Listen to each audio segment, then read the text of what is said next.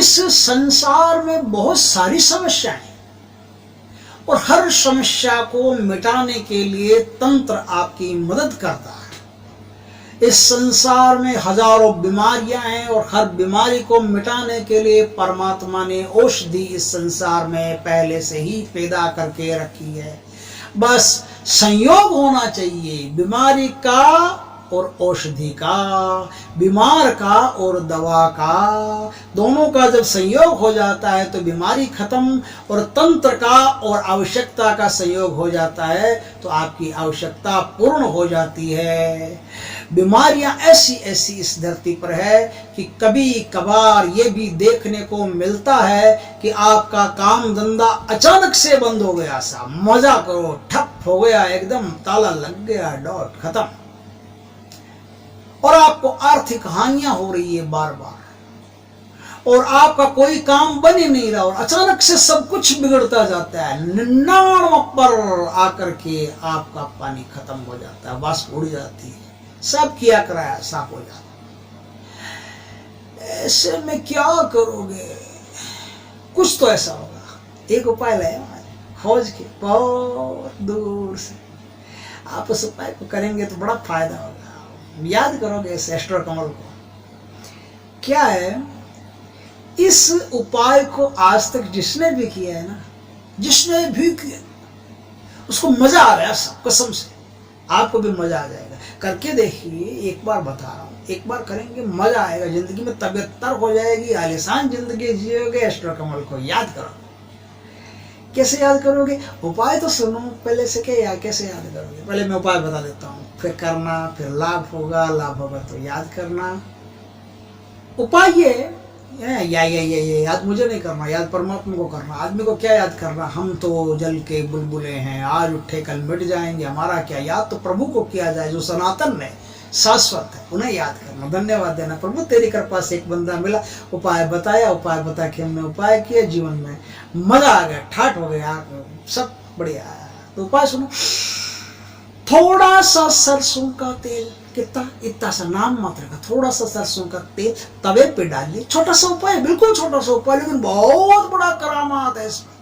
आज तक जिसने भी किया ना, पूछो मत क्या क्या हो, बहुत करामात। अचानक होती हानियां रुक गई, अचानक बिगड़ते बिगड़ते जो काम एकदम, जो चलते चलते काम बिगड़ जाते थे ना, 99 पर आकर के काम फिसल जाते थे, सब कुछ खराब हो जाता था, सब रुक गए, एकदम काम उसका बढ़िया होने लगा।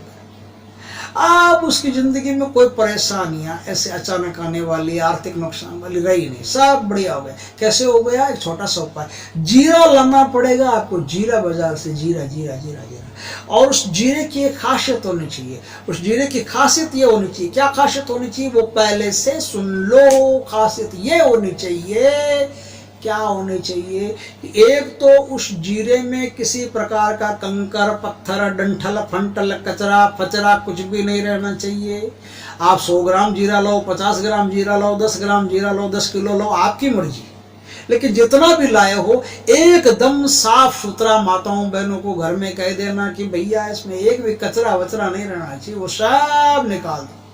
दूसरा, उस जीरे को क्या करना पड़ेगा? गौ माता का गौमूत्र लाना पड़ेगा, और गौमूत्र में उस जीरे को पहले धो लेना पड़ेगा, फिर उस जीरे को सुखा लेना पड़ेगा। गौमूत्र में जीरा धो करके सुखा करके उसको एकदम सुखाना, कहाँ? छाया में सुखाना, धूप में मत सुखाना। उसको कभी भी धूप मत लगने देना, याद रखना, ध्यान रखना। धूप लगे काम खत्म, जो मैं बता रहा हूँ एक भी काम नहीं आएगा। धूप लग गई काम खत्म, जो मैं बता रहा हूँ एक भी काम नहीं आएगा। धूप में नहीं सुखाना है उसको छाया में सुखाना है, और छाया में जब पूरी तरह से सूख जाए तब उसको काम लेना है। कब से लेना है? बुधवार से लेना है। बुधवार अर्ली इन द मॉर्निंग, प्रभात में उठिए, प्रभात में उठ करके वो जीरा आप थोड़ा सा, इतना सा चिमटी पर मुट्ठी, इतना सा, नाम मात्र का, बहुत है बहुत, इतना सा बहुत है, इतना सा जीरा लीजिए। इतना सा जीरा लेकर के तवे पर थोड़ा सा सरसों का तेल डाल करके उसको भून लीजिए।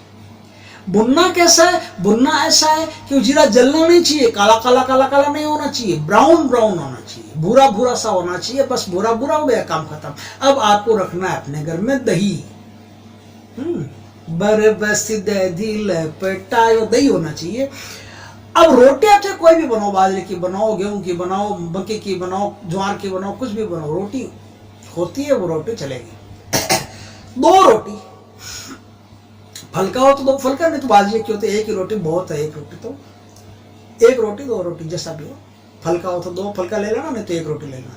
थोड़ा सा दही के अंदर उस रोटी को अच्छी तरह से चूर लीजिए, बारीक बारीक चूर लीजिए, तगड़ा बारीक चूर लिया आपने। अब बारीक चूरने के बाद में क्या करना, वो जो जीरा है ना, वो जीरा आप उस पर जो आपने फ्राई किया अभी थोड़ी देर पहले, वो जीरा उस पर आप ऐसे डाल दीजिए। जीरा डालने के बाद में क्या करना, आपको अपनी छत पर जाना है, अपनी छत पर जाना है। अपनी छत पर जाकर के जो पक्षी आते हैं ना, उन पक्षियों के लिए एक स्थान बनाकर एक प्लेट के अंदर या कैसे भी आप पक्षियों के लिए वो चीज अपनी छत के ऊपर रख लेना।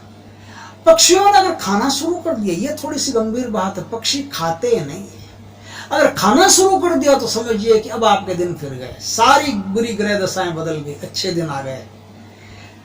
अच्छे दिन कह रहा हूं ऐसे हंसिए मत, वो मोदी जी वाले अच्छे दिनों की बात नहीं कर रहा हूं, ये अच्छे दिन वास्तव में, अच्छे दिन वास्तव में इंसान की जिंदगी में आ गए हैं।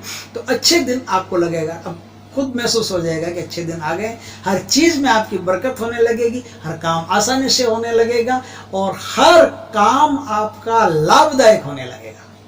जहां जाओगे मान सम्मान मिलेगा, जहां जाओगे आपका काम आराम से होगा, तबीयत से होगा।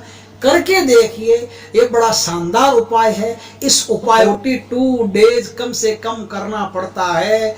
और यदि ये उपाय अच्छा लगा, आपको आदत सी पड़ गई है, तो 42 डेज करने के बाद में 1 दिन विश्राम कर लीजिए। उस दिन कोई दूसरी चीज ले जाकर के डाल दीजिए, ये मत डालिए, कोई दूसरी चीज डाल सकते हैं। भाई खाली रोटी डाल सकते हैं, रोटी में घी शक्कर मिला करके डाल सकते हैं, खाली अनाज डाल सकते हैं, कुछ भी डालिए, लेकिन 1 दिन बीच में आपको छोड़ना पड़ेगा। 1 दिन छोड़ करके फिर अगले दिन से फिर अनंत काल तक, जब तक आप इस पृथ्वी पर विचरण कर रहे हैं, तब तक आप इस उपाय को कर सकते हैं। और जितना करोगे उतना आपको लाभ होगा। लाभ इसलिए होगा कि ये जो अंतरिक्ष में आपके देवता रहते हैं ना, पितृ देवता, वो पितृ देवता जरूरी नहीं कि अंतरिक्ष में रहते, वो पितृ देवता इस संसार में जन्म भी ले चुके होंगे, कहीं भी हो, किसी भी लोक में हो, वहां से सीधा आपको आशीर्वाद रोज मिलता जाएगा।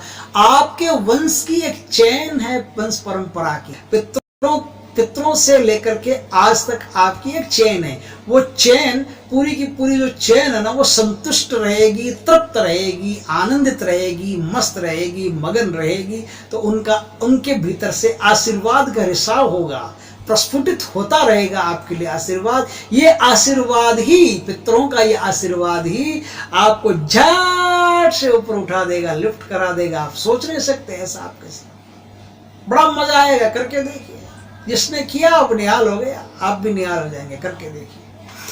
तो ये जो चेन है, ये चेन आपको पवारा 25 कर देगी, हर क्षेत्र में आपको सफलता देगी। करके देखिए, बहुत बढ़िया उपाय है।